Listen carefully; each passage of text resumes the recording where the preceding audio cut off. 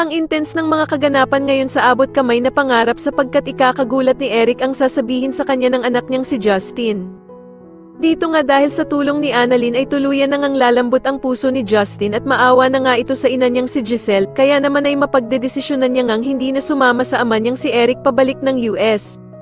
Samantala matapos ngang magbigay ng regalo na kwintas itong si Doc Lynn kay Annalyn, ay hindi naman magpapatalo itong si Harry at magbibigay nga din ito ng regalo kay Annalyn.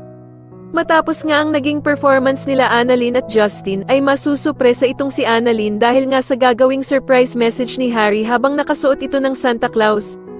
Sa kabilang banda naman ay muli ngang magkakatagpo ang landas nila Doc Robert at Lynette dahil sa pareho silang a-attend sa party ng mga bata. Manghihinayang naman itong si Doc Robert dahil sa hindi nga daw makikita ng ama niyang si Don Pepe ang kanyang mga apo, na sila Annalyn at Justin na magkasamang gumawa ng party. Pero ko-comfort naman siya ni Lynette at sasabihing may pag-asa pa naman daw na makita ni Don Pepe ang kanyang mga apo dahil sa buhay pa naman daw ito. Subalit mukhang nawawala na nga ng pag-asa itong si Doc Robert at sasagutin niya nga si Lynette na kung paano nga daw kung hindi na daw tuluyang magising ang ama niyang si Don Pepe. Samantala ay ikakabigla naman ni Justin ang pagdating ng ina niyang si Giselle sa party at magagalit pa nga siya kay Annalyn dahil sa kung siya ba daw ang nagpapunta dito.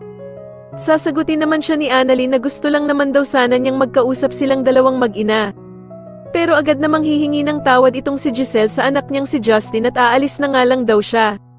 At dito nga habang papaalis si Giselle ay agad naman siyang pipigilan ni Justin at mukhang lalambot na nga ng tuluyan ang puso nito. Sa tingin niyo dito na nga kaya tuluyang magkaayos ang mag-inang sila Giselle at Justin, mas lalo na nga talagang nagiging exciting ang mga susunod na kaganapan kaya naman ay mas lalo pa nating abangan ang mas lalong gumigandang abot kamay na pangarap. Maraming salamat po sa inyong panonood at sana po ay masubscribe niyo ako. Maraming salamat po.